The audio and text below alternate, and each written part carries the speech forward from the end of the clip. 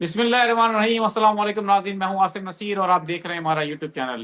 नाज़रीन, हमारे साथ मौजूद है मशहूर उमर एस्ट्रोलॉजर न्यूमरोलॉजिस्ट मलिक महबूब साहब। अस्सलाम वालेकुम मलिक साहब, क्या हाल है, कैसे हैं आप? वालेकुम अस्सलाम। अल्लाह का करम है। आप सुनाए, क्या हाल चाल है जनाब? मैं बिल्कुल ठीक हूँ मलिक साहब। मलिक साहब, आपने एक पेशेंट गोई कर रखी है कि आने वाले दिनों में बहुत बड़ी तब्दीली आएगी और आपने मेरे ख्याल से सैटर्न के हवाले से भी कहा था। वो आप मेरे देखने वालों को बता देंगे दोबारा से, क्योंकि हर दफा कुछ नए लोग भी आते हैं, मैं चाहता हूँ वो भी जुड़ जाएं।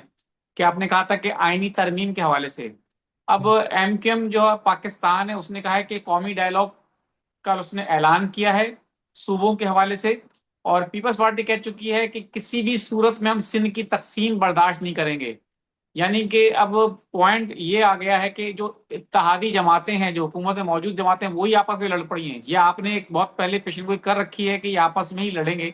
और खान साहब तो बहुत पहले ही कह चुके हैं कि ये आपस में एक दूसरे को ही लड़ेंगे, क्योंकि मफाद में एक दूसरे के साथ हो गए थे, लेकिन ये अब लड़ रहे हैं एक दूसरे से। तो आप क्या समझते हैं, इस लड़ाई का अंजाम क्या देख रहे हैं आप? कितना भयानक होगा, कितना खतरनाक होगा, और पाकिस्तान के लिए कैसा हो? क्योंकि नए सूबों की जो ये एक बहस चल पड़ी है और कहा गया कि जी हर सूरत में बनेंगे, और सियासी जमातें हैं वो किसी सूरत बनने को तैयार नहीं। क्या देख रहे हैं, होगा क्या? देखिए आसिम साहब, ये वही वाली बात है कि हमने एक दफा प्लानिटरी कॉम्बिनेशन देख ली है और हम बार बार उसको देख के वही चीज रिपीट कर रहे हैं। और काफी लोग इस चीज के ऊपर जो है क्रिटिसाइज करते हैं कि आप आगे बताएं, आगे बताएं। देखिए, मैं आगे बताने को इतना कुछ बता दूंगा, लेकिन अभी आजकल लोग जो हैं अगले पल का पूछने का पूछ रहे हैं। मैं आगे का बता भी दूंगा, फिर भी कोई फायदा नहीं है।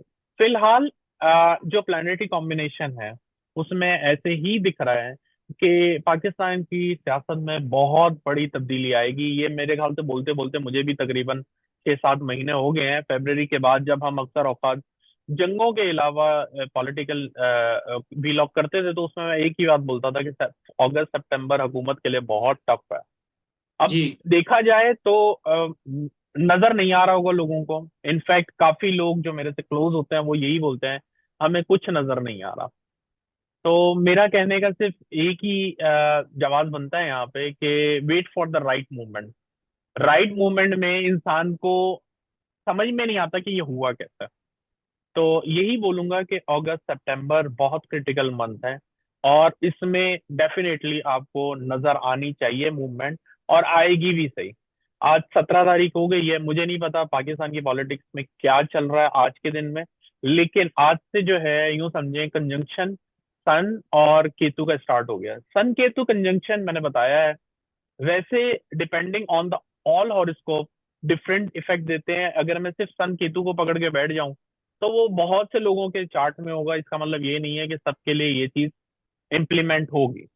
तो सन केतु अगर मैं पर्टिकुलरली पाकिस्तान के जायचे से जो 1947 का मैं लेता हूँ, क्योंकि काफी लोग मुझसे पूछते हैं कि क्या ये जायचा 1947 का लेना चाहिए या बांग्लादेश के आजाद होने के बाद का लेना चाहिए। मेरे ख्याल से जो चीज जब क्रिएट होती है वो ताहयात जब रहती है तो उसी का ही लेना चाहिए, ना कि नया बिल्कुल। जायचा बनाए। नया जायचा किसी और चीज के लिए लिया जा सकता है, जैसे बांग्लादेश के लिए, उसके लिए ये इम्प्लीमेंट होता है नया जायचा। लेकिन पाकिस्तान अल्हम्दुलिल्लाह, और अल्लाह करेगा इंशाल्लाह ताहयात रहेगा जब तक दुनिया कायम है। लेकिन अगर आप उसका time of birth he change कर देंगे तो वो मेरी समझ में नहीं आता। मेरा दिमाग नहीं मानता कि इसको हमें 1973 से लेना चाहिए। बिल्कुल, बहरहाल कयाम 1940। पाकिस्तान तो 1947 ही है ना। जी पैदाइश तो तो उसकी हुई है। हाँ जी, तो एक अगर पैदाइश हो जाती है तो इसका मतलब ये नहीं है कि नई पैदाइश पे नया चार्ट। ऐसा नहीं होता जब तक कि वो बिल्कुल चेंज ना हो जाए। जैसे रशिया की बात करें, अगर रशियन फेडरेशन पहले बहुत बड़ा था, फिर वो टूटते बिल्कुल। टूटते बहुत से मुल्कों में तकसीम हो गया। लेकिन अगर आपको पर्टिकुलरली रशिया के बारे में मालूम करना है तो उसका वही चार्ट लिया जाएगा जिस टाइम पे वो मुल्क बना था।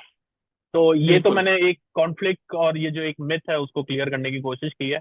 बहरहाल हर एक की अपनी मर्जी होती है, हर कोई अपने सिस्टम से चल रहा होता है, हर एक का सिस्टम होता है। तो मेरे सिस्टम के मुताबिक पाकिस्तान के जायचे में इस वक्त सन केतु की जो कंजंक्शन है वो फिफ्थ हाउस में पड़ रही है। और फिफ्थ हाउस क्रिएटिविटी का होता है। अब पाकिस्तान के लिए तो हम नहीं कह सकते कि यहाँ पे फिफ्थ हाउस बच्चों का है, या अगर हम पर्सनल लेवल पे जो जायचा देखते हैं बच्चों का है, क्रिएटिविटी, रोमांस, ये वो। लेकिन अगर हम पाकिस्तान के जायचे को देखें पर्टिकुलरली, तो इसमें सन की इन्वॉल्वमेंट डायरेक्टली जो है बहुत सारे अलग एस्पेक्ट से देख रहा हूं मैं। अब वो स्पेक्स बताने जाऊंगा तो वो और नई कंफ्यूजन हो जाएगी। लबुलबाब यही है कि पाकिस्तान की तब्दीली का वक्त आ गया है, बल्कि स्टार्ट हो गया इनफैक्ट। तो ये जो 2 महीने हैं, फिर से वही बात है, इसमें पॉलिटिकल चेंजेस बहुत ज्यादा नजर आ रही हैं, बहुत ज्यादा नजर आ रही हैं। तो अब वही वाली बात है कि अ, अक्सर औकात एक अजीब सी मिसाल दूंगा जो नहीं समझ में आती। इंसान की जिंदगी का कोई पता नहीं होता, चलते चलते लोग गुजर जाते हैं, और कभी कभी जो है उनकी उम्रें भी बहुत बढ़ जाती हैं, फिर भी वो जिंदा रहते हैं। तो यही होती है प्लानिटरी कॉम्बिनेशन, कि ये एकदम से होगा। ये अगर आप ये बोले ना कि माहौल नहीं बन रहा, अब राइट वर्ड मुझे मिला, माहौल नहीं बन रहा, नजर नहीं आ रहा, तो उसको साइड पे रखें, क्योंकि एग्जाम्पल है हमारे सामने। माहौल बनने में सिर्फ 2-3 दिन लगते हैं और फिर झटफट सब कुछ हो जाता है। बहरहाल, अभी की कॉम्बिनेशन से तो मैं यही कहूंगा, जो जो टाइम चल रहा है इसमें बहुत डिस्ट्रप्शन नजर आती है।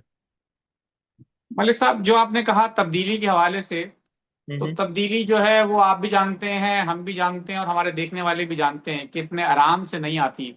जी। उसके लिए उससे पहले बहुत कुछ होता है, खून भी जी। बहता है। ये तब्दीली आप किस तरह की देख रहे हैं? कोई मतलब हालात खराब होंगे उसके बाद दुरुस्त होंगे, या किस तरह की तब्दीली देख रहे हैं? या फिर चेहरे बदल जाएंगे, निजाम बदल जाएगा? यही नजर आता है, चेहरे बदल जाएंगे, निजाम बदल जाएगा, लेकिन एक बात को याद रखिएगा आप, अगर आप सोच रहे हैं ना कि आपकी सोर्स, जो बैकबोन है पाकिस्तान की, वो बदल जाएगी, वो तायद नहीं बदलने वाली। ये बात मैं आपको बता दूं।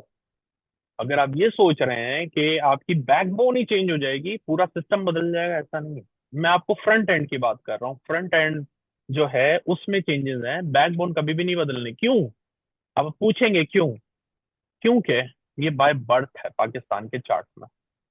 अब ये आप इसमें अच्छा बोलें बुरा बोलें, इसमें कोई कुछ नहीं कर सकता। तो जो बाय बहुत कुछ बर्थ, कह गए आप मलिक साहब, आप कुछ, मैं वो कहते हैं ना, कुछ भी ना कहा और कह भी गए।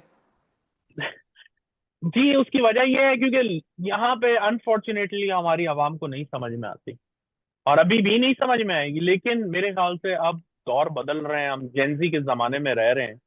तो इन चीजों को अब क्लियर करना चाहिए, ना कि हम लोग वही पुरानी सोच और उसी में लगे रहें।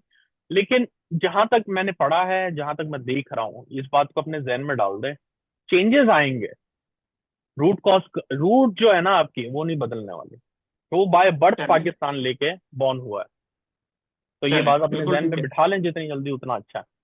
हमें खैर, हमें इससे नहीं है, हमें जो मतलब है, जो अगर मैं आपको बात बताऊं, अगर मैं आप या कोई आम आवाम जिसको कंसर्न है ना, उसको यही कंसर्न है कि मुल्क जो है जो मर्जी करे, जो वहां रह रहे हैं उनके लिए थोड़े मसाइल कम हो जाए। क्योंकि मुल्क तो बहुत बेशक। तरक्की कर रहा है, 1947 से तरक्की कर रहा है, इसमें कोई शक नहीं है। लेकिन अवाम और जो लोग हैं जो वहां रहते हैं, उनको कुछ भी नहीं मिल रहा, बल्कि उनकी वो, हालत नहीं बदल रही। उनकी हालत नहीं बदल रही, बल्कि बद से बदतर होती जा रही है। बिल्कुल मलिक साहब, ये ऐसा ही है। मलिक साहब, मैं अब कुछ लोगों के सवाल लेना चाहता हूँ। जी। 10-19, यानी कि 19 अक्टूबर 1991। ओके। सवाल उनका ये है कि ई कॉमर्स मेरे लिए कैसा रहेगा? क्या मुझे इसमें जाना चाहिए? देखिए, मुझे ऐसा लगता है कि ये जो सवाल है ना, ये बड़े स्ट्रॉन्ग स्टार्स लेके बैठे हुए हैं, नंबर्स आई मीन, सॉरी। और अगर ई कॉमर्स की बात करें तो चेंज तो इनका नजर आ रहा है, लेकिन 2027 तक। ई कॉमर्स मैं नहीं बता सकता, सॉरी, जायचे के बगैर। 21/8/1981, मोहम्मद जाहिद खान। हम्म। वो पूछ रहे हैं, सर, ओके। माली हालात कब तक ठीक होंगे उनके?